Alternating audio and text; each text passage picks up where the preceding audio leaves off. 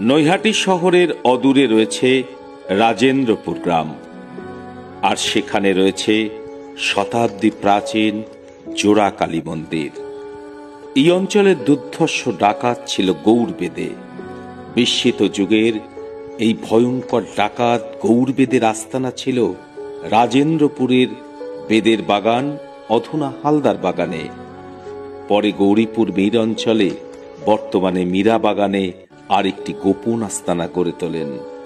গৌড়বেদের আদি বাসস্থান বেদের বাগানে একটি ঘট পেতেছিলেন।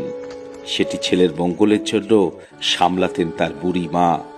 200 বছরের অধিক কাল আগেই গৌড়বেদের ইতিহাস বিলুপ্ত হয়েছে। এর পরবর্তীতে হালদার বাগানের বাসিন্দা প্রাণকৃষ্ণ কোনায় স্বপ্নাদৃষ্ট হন। আমি ডোবা পুকুরে পড়ে আছি, আমাকে উদ্ধার করে ঈশান কোণে প্রতিষ্ঠিত কর।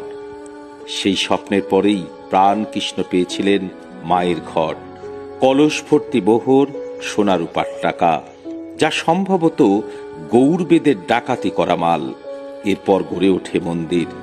এখানে জোড়া মন্দিরই নয়, রয়েছে 2টি বৃহৎ জোড়া পুকুর, একটি মায়ের নামে, অন্যটি বাবার নামে উৎসর্গিত।